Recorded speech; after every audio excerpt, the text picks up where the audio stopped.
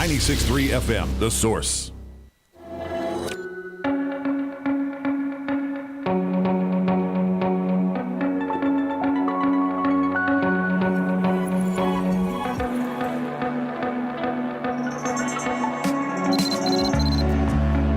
All right, 24 minutes before 10 o'clock. Thank you for tuning in. Brittany Gibbons is on the phone. Brittany is a humorist. She's the author of award-winning humor blog called BrittanyHerself.com. She runs a Facebook group called Curvy Girl Guide, and she's a TEDx speaker. She's a contributor to the New York Times, the Huffington Post, Redbook, Women's Day magazine, or Women's Day, Marie Claire, you name it, she's probably written for them. And she is a New York Times bestselling author. Her book is called The Clothes Make the Girl, and then in parentheses, Look Fat, Adventures and Agonies in Fashion. Brittany, good morning. Thank you for being on the show with us this morning. Thanks for joining, or thanks for having me. Sorry. Where are you? You do a show, so you're used to saying thank you for joining me, right? Yeah, I do. I'm actually up near Toledo, Ohio, but I go to the Villages 4 times a year. So. So you're familiar with this area? Well, bless your heart. In-laws are there. So do you have in the book? Do you have a story, your own story? Is this like a memoir? Yes, it is a memoir. It's a humorous memoir. No, not just a fashion book. All right, and did you write it as a humorous memoir with the topic of clothing does it make a social point, I guess is what I'm asking. I think for sure. I think it's something that's really sort of evolving and changing right now, especially for women. Plus size clothing in general sort of experiencing a renaissance or explosion. So it's been a really timely thing to address. And do you think it's the times we live in? I went to an event up in Gainesville, where the University of Florida is, called Hogtown, which was an old name for Gainesville, I guess. But it's a medieval fair, so the people were dressed up in the 1400s, etc. And it seemed like I don't know. It seemed like a little more weight on a person was kind of fashionable. Yeah, I think it definitely ebbs and flows. We've been experiencing quite a period of like it not being maybe the most fashion forward or popular trend, but it seems to be coming back, which is more just like an embracing, no matter what size it is, having clothes that fit women who are a size 0 or a size 26. Like just having that option open for all of them and not sort of only offering a little bit to a very small population. So I don't really know about the fashions for women. I mean, obviously, I'm a fan of fashions for women. But, sure. But you're talking to two men now. Joe and I are both big guys, and I resemble that comment. and requiring clothing that fits us. And I'm not, I'm not trying to make anybody embarrassed, but I mean, it's always. Let me put it this way: it's always good when the clothing fits right. That's what I'm trying to say. And I don't know that it has anything to do with anything other than comfort. Well, I think that dressing for comfort is great, but when I was 16, I didn't want to wear the same denim slacks, a 50-year-old woman was being offered in the department store. So, I mean, having fashionable clothing for women who are plus size is important, especially when so much of how we look is tied to how we're treated. Yeah, well, and that is really true. And I don't know how we ever will change that. There's a whole movement on being fair to people in general, and women maybe even more so. And yet some of the same people who are telling us to be careful about what we say, they're picking on Sarah Huckabee Sanders, and because it's a political thing. So it's almost like it's a weird game that we play as human beings, don't you think? And innocent victims seem to be the ones who take the brunt of it in this case, anyway. When it comes to looks.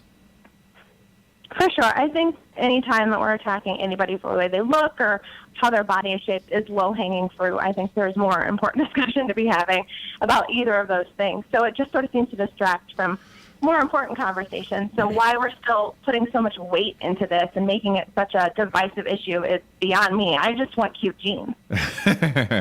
You are a beautiful lady, though. So I hope that's not you. wrong to say.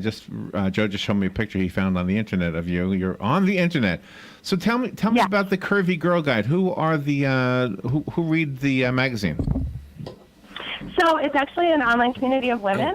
We're international. We have thousands and thousands of women from all walks of life, and actually all shapes. We have women in there that are zeros, and we have women in there that are size 30, and we're just making the conversation being very, open and honest, and you sort of forget what size people are when you're just having a conversation about being a woman with them, which is kind of a great thing. Do you know when the internet first started? I hope you remember this. She doesn't look that old. Yeah, you might not be old enough. But I remember going to the very first chat room I ever went to, and when I first saw the word LOL, I had no idea what I was looking at. What is LOL? But anyway, you didn't know as a participant, you didn't know what these people looked like. You didn't know how old they were. You didn't know if they were men or women, unless they came out and told you. And there was something beautiful about that in that I could be talking, and this actually happened. There was a story here in our town. We had a young man who was interested in model airplanes. And he was communicating with another man, also very interested in model airplanes. And then they decided, why don't we get together? And the young man had no idea he was talking to a 96-year-old guy. And but you see, age just kind of disappears, weight disappears, gender disappears, and there's something. Well, now of course the internet is full of photographs. So yeah, it's kind of hard to be anonymous. Yeah. So yeah, it is pretty terrible these days. So how do you take this subject that seems to be very emotional for you? If that's not fair to say, I hope it is fair. But how do you take that and make it humorous? My goal really is just to use humor to disarm other women. I mean, it is a really emotional and scary thing. You know what you look like. You looked in the mirror millions of times in your lifetime. But having somebody else call you fat or disparage you for your size, it feels like you're hearing it for the very first time. So just offering Yeah. So just offering like you're on my couch next to me and we're drinking wine and having this conversation about how terrible people are, but then also how awesome we are. It's just sort of a bonding experience, and I think it sort of takes away the anger that we're all feeling about it, and maybe giving people a little bit of hope that they can get to a place where they don't hate themselves so much, which I think is a really realistic goal. Now, are you saying that we should not, as a people, as a person, as myself, let's say, put so much stock in what other people think of me and say, hey, this is me, this is the way I am, I'm happy with me, I shave every morning, me, my face, that is, and I have to look at this face every morning. I'm happy with who I am. So your opinion counts that much of a percentage? Is this something like... Absolutely. It's like... So how do you get the humor into that, then, when you say that, hey, you got an opinion, everybody's got a hole, so yours is there and they all stink. Well, how do you do that? I think just sort of sharing those really cringe-worthy things that happen, like especially when you're like a teen. I mean, I made no good choices before 30. So anything that happened before that... Did you say 4:30? Yeah. Okay. All right. I may have cringed at the time, but now it's funny reliving the terrible things I wore or the terrible things I said or did or had done to me. And I think sort of making that funny, injecting humor, self-disparaging as it is for me, makes other women feel a little more comfortable sharing it. Do you have a daughter? I do. And how old is she, if it's okay to ask? Sure, she's 8. Oh, okay. Now, does this conversation happen between you and her? It does. This conversation only started happening because of her. I had 2 boys first, and I was quite content in never leaving the house and fully disliking myself and my size. And when I had a daughter, she looks just like me. Everything is the same. So in any attempt to save her and make her not treat herself the way I was treating myself, I just had to fake it for a while, and it just stuck. Okay. So, and that now it makes sense. So in talking to your daughter, to give her the ammunition she needs, now I think I get the humor part, because what better way to fight back when people are being just unreasonable than to find a way to make it silly or funny. Yeah. Okay. Oh, absolutely. All right. Oh, like shaving your legs in the morning for the first time or whatever. Teaching her how to do that. Yes, that will be a fun experience for me. I can already tell. Yeah. So when the title of the book, "The Clothes Make the Girl," is this something that you and you when you go out together to buy clothing? Is this something you consider and talk about with each other? Absolutely. I think it's definitely changed the way I treat myself in the dressing room with her, or I talk to her in the dressing room with her, which is usually ground zero for a lot of my body. So altering that, what I'm saying and how I'm trying things on, just to model it for her. I mean, I put on a one-woman show all day for her about how to treat herself. So Well, that's good for you. That's awesome. Oh wait, that's cheating though. She's using her as the guinea pig for her later on when she goes on stage. Can I ask about the wedding? If it's not too hard of a question to answer, and the reason I'm asking is this, is because a lot of ladies who I know who get married will go on these crazy diets, unbelievable diets, because they want to wear the dress that they see in the magazine or in the shop window, and it's I don't know what is your thought about that? Well, I think that that's sort of just a way society has portrayed weddings for a long time. I know that I dieted like crazy for a wedding, and all of my friends have, and it's hard not to, because I know when I went to go dress shopping, I couldn't fit in any of those dresses. They had to be clipped to the front of me. So that was an experience I didn't get to have that every happy bride in every movie ever gets to have. So, I mean, I think we have these unrealistic expectations for how this is supposed to feel, and when it doesn't, because our bodies are different, it's disappointing. You know what's crazy? When you think about the men in show business that have been obese, they have a way of being funny about their weight. And I don't think women can get away with that same funny, you know? Well, there's your perfect example. We're just talking about weddings. Poor women are trying to squeeze into this dress that they're not made to squeeze into. What does a man do? He just buys a bigger tux. Right. You know, it's like, Right. you know, come on. Now, these women are going, pardon my language, are going to hell, through hell to try to, for that one special day, they got to, you know, why? Be them. It's easy for a man to say, I The think. standard is definitely there. I mean, it's every reason why Kevin James gets a hot wife and Melissa McCarthy gets another plus-size guy. So it's just something we have to change. Yeah, that's the way to do it. I mean, you think attitude. about. Oh, and one person I'm thinking of, Amy Schumer. I'm sure you know Amy. Oh yeah. And she's and to me, she's just just pleasant. She's not really heavy. But she gets picked on by people who don't like her, I guess, and they will write nasty things in reviews that have nothing to do with her show or her writing or her comedy, but more about her physique. And a guy wouldn't do that. You wouldn't do that to another guy. Jack Black, for example, who's got a little bit of weight on him, right? I guess. Yes. Right. Well, yeah, you can say that. But Jack Black. No, it is. It's totally unfair. Yeah, he has been, quote unquote, accepted by his peers because of what he's done in his career, quote unquote. But that doesn't change his size. You know? Does that help you, Right. Brittany? I mean, you're successful. Does success help you deal with everything else that life has to throw at you? I think so. I just think the process of getting to a place where I was largely liking myself the majority of the time has made anytime I stumble a little bit easier. It feels very temporary. It doesn't stop hurting. But, I mean, it definitely feels overcomeable, if that's a word. Hey, that's a new word. I got to remember that. Overcomeable. I like that. Yeah. We'll call that a Brittany word. Overcomeable. Thank you. That is a good one. Overcomeable. I like that word. Let's see. How many times do you have to use it before it hits the dictionary?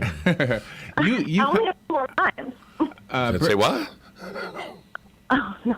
Brittany, Amazon has millions of books on it, and your book is 157 in the fashion design category. So good for you. You have nothing. Thank you. You have nothing but 5-star reviews from all of your readers. Uh-oh. And I'm getting a big head. I'm sure it's not just your mother and you've got 138 reviews, and they're all 5 stars. That's pretty good. That's a lot of relatives. You never ever see that. So, I mean, congratulations on that. First, Thank you. I mean, when did the book come out? It came out the day after Christmas. That's a good day. It's a good day. The 26th of December. Really Why day. not? Yeah. That's all the stress is now history of the day. All the Yeah. stress is The stress is history, and the bills haven't come in yet. So you're all set. Yeah. Yes. Do you hope that the book helps people being able to deal with especially women being able to deal with weight issues? For sure. I definitely hope that it sort of takes them to start the journey, which is the scariest part, and that they relate to it, and then they give it to the other people in their lives that need it as well, of all sizes. Do you know, I want to tell you something, that it is not only those who have extra weight, but it's those who have underweight, too. I have friends on Facebook, and this is only a girl problem. I don't see it with the guys, but there's a young lady I know who is thin, and it's constantly a sore spot for her when people says, "Oh, you're so skinny." She hates it. Why? I know. Well, we can't relate to that. No, I cannot relate to that. No. Like I said. Yeah, I mean, no. definitely plus size people don't own the monopoly on body gain and security. That's for sure. And I think maybe that's the whole point. Maybe a lot of it has to do with the rest of society learning to stop making comments. Maybe that's what it's about. Yeah, I think that's a pretty good start. I mean, if you read any YouTube or news comment section, you see basically the most terrible parts of society. And a lot of times they're commenting on people's looks. So it'd be great if they'd shut up for a while. Okay, and can you imagine that how many times that poor skinny girl has heard, "You eat all that and you're so skinny all the time." You know, I go, oh. Exactly. You know what, though? It sounds like you're happy. That to me is more important than anything else. For sure. Thank you. It sounds like it. The clothes make the girl look fat. I guess I say that as a question part. Brittany Gibbons wrote the book. I have a copy of the book. Call me if you would like the copy. It's getting 5-star reviews from everybody who's read it so far. And while Joe and I probably didn't give Brittany a chance to really express that it is funny, it is funny. Oh, she's going to say something funny. Wait, I'm sorry. That was my morning joke. Sorry. So call me if you want the copy that was sent to us. Brittany, in addition to Amazon, do you have a website you want to recommend for us? Sure. You can just check me out online at BrittanyHerself.com. Say BrittanyGibbons.com? BrittanyHerself.com. BrittanyHerself.com. Okay, I didn't quite understand you. Brittany, thank you for being on the show with us today. Thanks for having me. You're welcome. We will take a break. We'll be right back.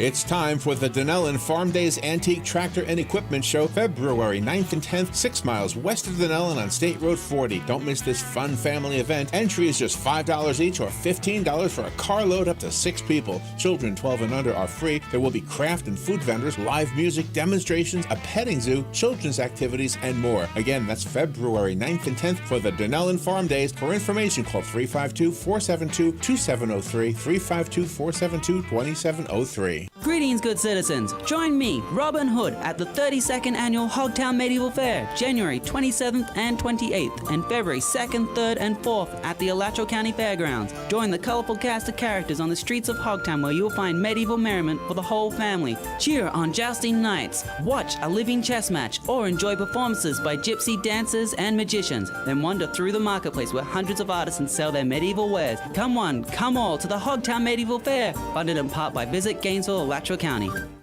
Here is your 30-second news brief. A 14-year-old girl who was driving alone at 4:55 a.m. yesterday has been critically injured in a single-vehicle crash on County Road 329.